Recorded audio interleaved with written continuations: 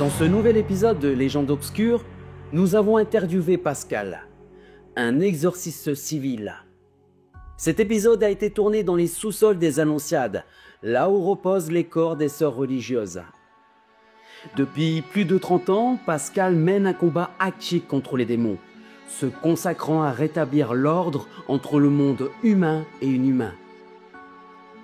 Dans cet épisode, il partagera son expérience et ses affrontements face à des cas de possession. Son témoignage est puissant et pourrait toucher les âmes sensibles. Préparez-vous à découvrir un récit fascinant et troublant sur le combat entre le bien et le mal.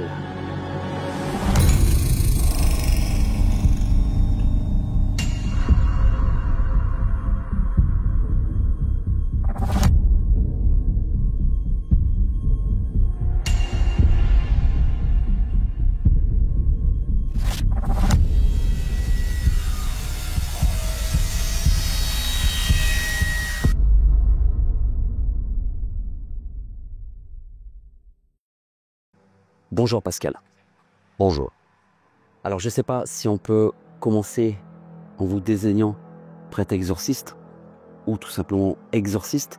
Quelle est la différence entre l'exorciste et le prêtre exorciste? Alors, je ne suis en aucun cas un prêtre exorciste. Le prêtre exorciste est rattaché à l'Église. Il a rejoint les ordres religieux, ce qui n'est absolument pas mon cas. Je suis un exorciste civil.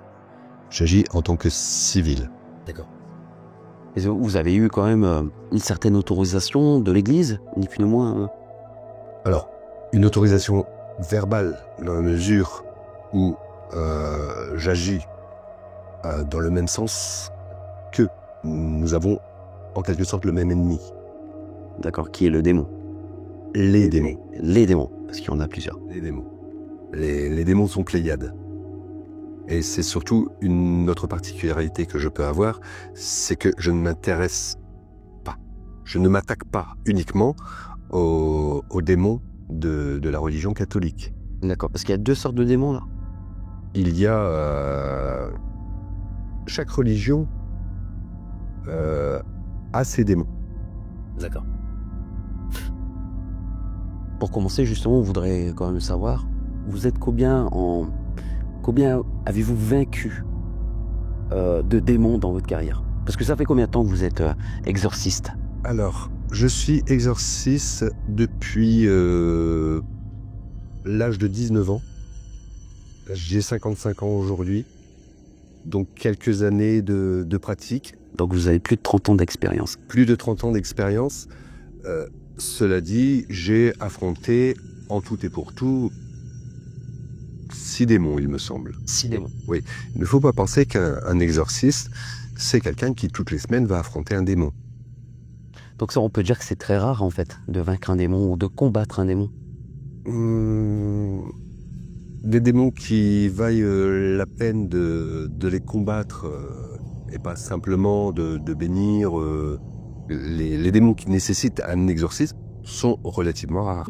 Est-ce que vous parlez à des psychologues ou des psychiatres, on va dire, des psychiatres pour déterminer si c'est la démence? La démence, là, c'est si. Alors, j'ai dans mon entourage un psychiatre à qui je demande régulièrement conseil quand j'ai le moindre doute. D'accord, ok. Afin de bien séparer... De cibler. Voilà. Parce qu'une fois encore, pour reprendre le principe de l'Église, pour qu'il y ait exorcisme, il faut qu'il y ait des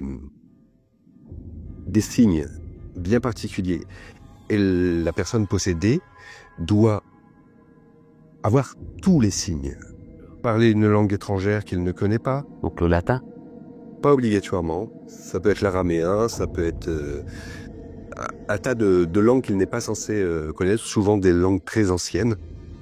La lévitation. La lévitation, c'est quand même incroyable. Vous avez déjà été témoin de ça? Alors non, je n'ai jamais été confronté à ce genre de choses, pour la simple raison que c'est quelque chose d'extrêmement rare. D'extrêmement rare. Il faut une énergie phénoménale. Et un démon n'a pas envie d'être exorcisé. Donc, il connaît les règles. il ne donnera jamais tous les signes, en aucun cas. Il veut laisser le doute. C'est pour ça que, justement, avoir dans son entourage un psychiatre, un psychologue, quelqu'un qui puisse dire là on n'est plus dans le domaine de la normale, de la pathologie, aide énormément parce que on ne peut pas se contenter de prendre tous les signes de possession. C'est impossible, on ne les a que très rarement. Donc vous avez été confronté à des forces quand même assez extrêmes. Vous pouvez m'expliquer un petit peu ce que vous avez... Alors, le moment le plus difficile a été mon premier exorcisme. Je n'étais absolument pas prêt pour cela. On a fait appel à moi suite à la grande erreur qui est commise régulièrement de la séance de spiritisme qui tourne très mal. On parle de la fameuse table de Ouija. Entre autres, où le verre retourné, les guéridons, peu importe la méthode, toutes ces méthodes sont mauvaises. Elles sont dangereuses, extrêmement dangereuses. Donc c'est important de dire et de préciser, c'est que tout type de support de communication peut faire des ouvertures. Exactement, on ouvre une porte. Et le problème, c'est qu'ils n'attendent que ça, et quand il s'agit de fermer la porte, ça devient extrêmement compliqué. À cette époque-là, je n'étais pas encore réellement enclin à affronter quelques démons que ce soit. Hein. J'étais toujours dans l'expectative, je cherchais à savoir si c'était possible, pas possible, si ça existait ou pas. Et pendant que nous étions... Alors c'était une séance avec le grand classique, le verre retourné qui se déplace. Et la personne avait pris le verre pour me montrer le verre qui avait été utilisé. Il était posé sur la table et nous étions en train de parler. Et d'un seul coup, j'ai vu le verre traverser complètement la table, s'arrêter dans un équilibre plus que précaire sur le bord de la table avant de tomber et ne pas se casser. Par réflexe, n'ayant pas encore de grandes habitudes, j'ai pris le verre, je l'ai jeté dans la cheminée. Et alors là, je suis désolé pour les auditeurs, ils vont peut-être pas entendre grand-chose, mais moi non plus, je n'ai pas entendu grand-chose. Le verre a fait simplement... Comme si on cassait le verre dans l'eau, par exemple. Voilà, exactement. D'accord, ok. Comme s'il était dans une bulle de vide. D'accord. Et là, je me suis dit, il y a quelque chose qui n'est pas très normal. Et à ce moment-là, le visage de la personne qui était en face de moi a totalement changé. Et tout à coup, mon interlocutrice, il s'agissait d'une femme, a eu le visage, mais qui s'est transfiguré. Il a changé totalement. Et j'ai compris que la personne qui était en face de moi n'était plus elle-même. Il y avait, de ma part, une très grande angoisse. Parce que je n'avais été jamais confronté à... Puis de l'inconnu aussi qui fait peur, si. Pour moi, c'était vraiment le grand inconnu.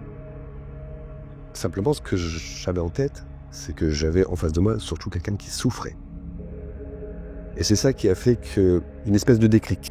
Et pour moi, c'est intéressant parce que je me pose quand même la question, est-ce que ça arrive aux gens qui n'y croient pas forcément ces choses-là? Est-ce que la personne qui est en face de vous y croyait à ces choses-là?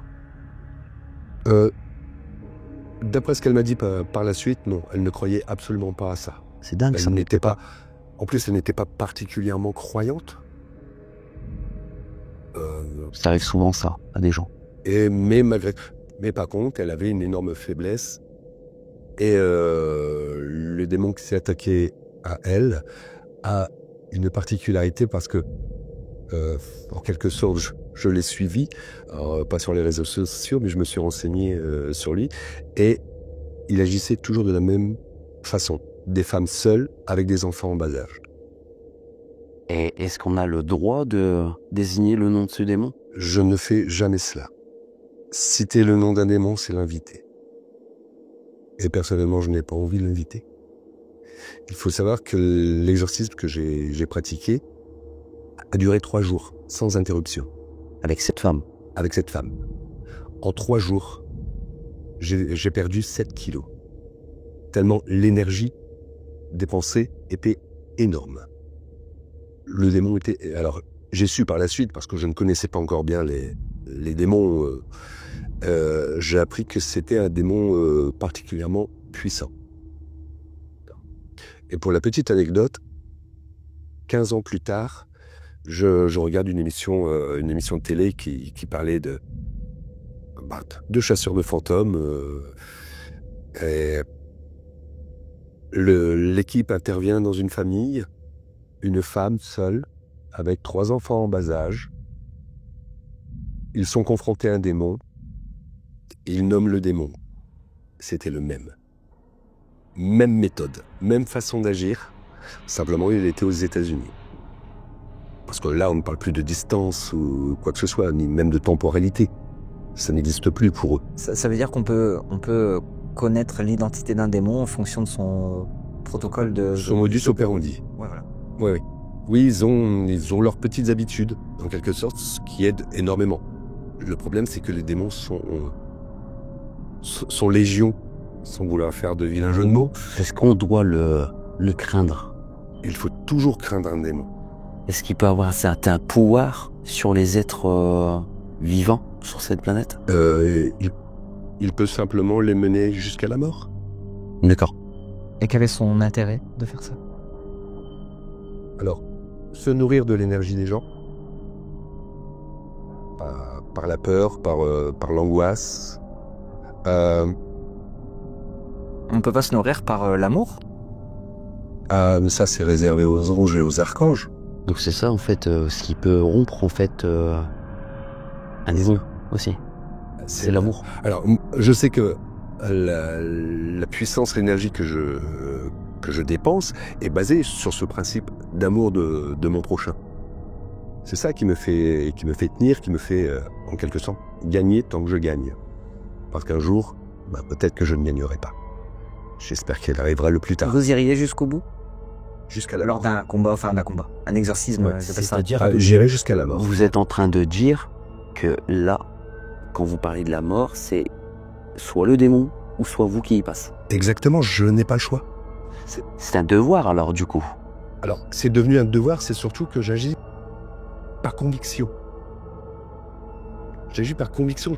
Je refuse qu'un démon puisse Gagner. gagner. Alors, c'est pas une guerre d'ego, en aucun cas. Oui, bien sûr. C'est que simplement, je suis comme ça, même tout petit, j'étais comme ça. Je ne supporte pas qu'on fasse du mal aux gens, aux faibles. Pour moi, c'est inacceptable. Et donc pendant ces 3 jours, vous avez vécu de la souffrance à travers de cette femme Voilà, ce qui m'a nourri, ça a été la souffrance qu'elle émettait. qu'elle ressentait, et cela me mettait dans une très grande colère. Il n'était pas question que j'abandonne en aucun C'est cas. ce qui vous a permis de pas lâcher l'objectif. Voilà. Même au bout de 3 jours et 7 kilos en moins, du coup. Voilà. Mais par contre, dès que j'ai su que j'avais gagné, je me suis écroulé. D'accord. Est-ce que en sachant le prénom de ce démon, on peut l'atteindre plus personnellement pour le puiser à son propre énergie? Est-ce que c'est possible? Alors, en occultisme, il y a des règles. Et la première règle, c'est le premier pouvoir est le verbe. Connaître le nom d'un démon, c'est un moyen de l'attaquer. Déjà, ne serait-ce que un démonologue, s'il a le nom d'un démon, Il connaît ses points faibles aussi. Enfin, il connaît connaît ses points. sa son personnalité. modus operandi, et peut agir en fonction de cela. Et quelqu'un qui, par exemple, qui est possédé, est-ce qu'il peut savoir qui est possédé? Alors, non, les gens prennent pas réellement conscience. Est-ce que, par exemple, désolé, hein, mais si par exemple cela, dans l'une des enquêtes, parvient à être possédé, Oui. si je sais par exemple le prénom de ce démon, est-ce que si je lui donne l'information, sachant qu'il est possédé, il peut faire en sorte de dévier justement cette C'est-à-dire information? un combat interne à moi-même. Voilà, ça va. Est-ce que le fait de moi connaître son nom, ouais, mais après, j'ai envie de te dire, je suis pas démonologue, je connais pas ses points faibles, du coup. Le fait de savoir son nom, ça va peut-être pas m'aider. Ça n'aidera pas. Ça n'aidera pas, et il faut savoir une chose, c'est que le démon va s'empresser de créer le principe de doute. C'est leur grande force. Faire douter. Donc c'est vraiment de la manipulation psychologique alors. Oui. Et Déjà à la base, ils font douter de leur propre existence. est-ce que moi j'ai une question. Est-ce que les schizophrènes ne sont peut-être pas forcément des fous, mais seulement des victimes de ces démons? Alors, c'est peut-être aller loin de dire que tous les schizophrènes sont en fait des gens possédés. Parce que quand on écoute un schizophrène, il entend des voix. Ouais. Mais après, il y a des vraies pathologies. Oui, c'est clair. Mais il y en a qui peut aussi s'avérer. Peut-être qu'il y a un pourcentage, ouais. Je pense qu'il est très possible que cela arrive. Très, très possible. Maintenant, déceler ceux qui sont réellement schizophrènes ou ceux qui sont... Ah ben, ça demanderait déjà ce qui est un exorcisme dans tous les asiles psychiatriques. Est-ce que quand quelqu'un joue sur le côté satanisme, Oui. est-ce qu'il peut devenir schizophrène par la suite? Par rapport à cette emprise démoniaque, est-ce qu'il peut... Oui. D'accord, ok. Jouer avec les démons est la chose la plus stupide qu'on puisse faire. Alors, Mais pour les satanismes, ils peuvent gagner gain de cause à pas mal de choses. C'est-à-dire d'avoir du pouvoir, d'avoir de la richesse, oui. de pouvoir avoir un petit peu de ce qu'ils veulent obtenir, ils l'auront, mais en durée de vie. Voilà, à quel prix? Mais il n'y a pas simplement la durée de vie. Il n'y a absolument pas. Parce qu'ils auront en effet ce qu'ils veulent, mais ça ne créera jamais leur bonheur. En aucun cas. Le démon s'arrangera toujours pour qu'il n'ait pas le bonheur, parce que c'est un moyen de les tenir. Donc ça peut jouer sur la réincarnation, si. Parce que souvent quand on parle de spiritisme, quelqu'un quand il meurt, son enveloppe, enfin voilà, il y a de la réincarnation, mais quand quelqu'un donne son âme au diable. Ah ben il n'y a aucun espoir de réincarnation pour lui. D'accord, c'est intéressant de le savoir. Ouais, ok. C'est très intéressant Parce de le que savoir. si on vend son âme au diable, on finit en enfer. On ne se réincarne pas quand on est en enfer. C'est pour l'éternité. Toujours. La chose la plus difficile que vous ayez vécue. Alors c'est la possession d'un enfant. C'est Ah ouais. extrêmement... Enfin, alors, je parle d'un enfant, c'était une jeune fille qui avait... elle devait avoir 7 ans. Ça a été insupportable pour moi. Et alors là, il y a une erreur de ma part, c'est que je n'ai pas fait attention à l'environnement dans lequel on se trouvait. Et le problème, c'est qu'il y avait un couteau qui traînait, je ne sais pas pourquoi. Et l'enfant, au bout d'un moment, a attrapé le couteau et a voulu me poignarder dans le ventre. Enfin, m'a poignardé dans le ventre, très exactement. Un Mais enfant de 7 ans. Un enfant de 7 ans. Mais ce n'était pas elle qui agissait, c'était le démon. Vous avez été poignardé par un enfant de 7 ans. Alors, je n'ai pas été poignardé par un enfant de 7 ans, j'ai été poignardé par un démon qui avait possédé un enfant de 7 ans, ce qui est totalement Et différent. ouais, c'est subtil, ouais. Mais ce que je veux dire, c'est que... Est-ce que cet enfant qui a une voix pas encore mûre, est-ce qu'elle parlait... Ah oui, ça serait intéressant de savoir est-ce que c'était sa vraie voix ou... sa vraie voix ou... Non. Alors, on restait sur quelque chose, l'exorcisme où la voix change totalement. Non, ça ressemble plus à de l'hystérie. Une forme d'hystérie, on est plus dans les aigus que dans les graves. Enfin, pour moi, ce qui m'est arrivé, je ne les connais pas tous, hein, je ne les ai pas tous affrontés. Hein. Mais on sent que il y a ce phénomène, j'ai l'impression que la voix est dédoublée. Ah, je vois, ouais. Et on sent que le démon se sert des cordes vocales, hein, il n'y a pas de mystère, mais on sent que ce n'est pas maîtrisé, ce n'est pas normal, ce n'est pas une voix normale. Il utilise simplement le principe des cordes vocales. Ses yeux changent à ce moment-là. Alors, je dirais pas ses yeux changent, le regard change. Le regard. Le regard change. C'est intéressant de savoir ça. On sent... souvent les gens disent... On sent le mauvais dans le regard. C'est bien pire que ça. Le regard n'a plus rien d'humain. mais vraiment plus rien d'humain. Par exemple, comme un regard vitreux, par exemple. Parce que j'aurais tendance à dire à ce moment-là qu'il y a possession et micro-possession. À ce moment-là. Est-ce que la micro-possession, par exemple, moi j'ai vécu... Oui, alors j'ai eu l'occasion de voir certaines de vos enquêtes et je vois de quoi vous voulez parler. Oui, alors quand vous avez ces cas de micro-possession, en fait ce n'est pas l'œuvre d'un démon. Ce n'est pas l'œuvre d'un esprit démoniaque. C'est l'œuvre d'un esprit maléfique, qui sont deux types d'entités totalement différentes. Oui, les gens ne font pas la différence. Ce qui veut dire c'est un esprit qui me suit, du coup. C'est un esprit, c'est-à-dire qu'avant d'être un esprit maléfique, ça a été un être humain vivant. Et on parle, parce que nous on a employé le terme de micro-possession, parce que ça dure que quelques minutes. Oui, voilà, oui. Il n'y a pas besoin d'exorcisme pour s'en débarrasser. Est-ce que c'est le vrai terme, ou est-ce qu'il faudrait plus parler d'une emprise temporaire? C'est plus une emprise qu'une micro-possession. La possession, on réserve vraiment cela aux démons. D'accord.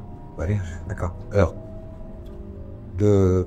chacun a sa façon d'appréhender le principe de possession. Beaucoup d'exorcismes y ont, donc la personne est possédée, il y a un démon en elle. Je ne suis pas d'accord avec ce principe. Le démon n'est pas dans quelqu'un, mais par contre, il est accroché à quelqu'un. Il n'a pas besoin d'entrer dans la personne pour... Donc il peut pas incorporer un corps, en fait. Il peut simplement l'envelopper. Il n'aurait aucun intérêt à faire, parce que ça le limiterait tout de suite. Donc ça le limiterait en quoi, du coup? Dans ses agissements, dans ses agissements sur la personne. Il est mieux en fait à tirer les ficelles comme un marionnettiste en fait. Exact. Alors c'est tout à fait ça. Ce sont des manipulateurs. Ils manipulent. Ils créent le doute. Ils créent l'illusion. Ils font. Alors, ils font bien souvent penser qu'ils sont bien plus puissants qu'ils ne sont en réalité. Nous connaissons tous la phrase du démon qui dit « Nous sommes légion ». C'est l'hypothèse. C'est un démon. Il appartient sans doute à une légion, mais c'est un démon. Et juste une petite parenthèse, tant que j'y pense, par exemple un exorcisme, donc là on va dire pendant un affrontement, est-ce que c'est possible du coup vu qu'ils sont légions, est-ce que ça arrive que le démon appelle de l'aide d'un autre démon? Est-ce que ça c'est possible ou ça n'arrive pas? Alors, ça arrive. Alors, c'est relativement rare. Apparemment, il n'y a pas vraiment de symbiose entre eux. Hein. Il suffit de prendre tous les défauts de la Terre pour voir à peu près ce que peut être un démon. Hein. Le démon est égoïste. Il ne partagera pas. Et bien souvent, comme je disais, ce sont des démons de bas échelle qui possèdent.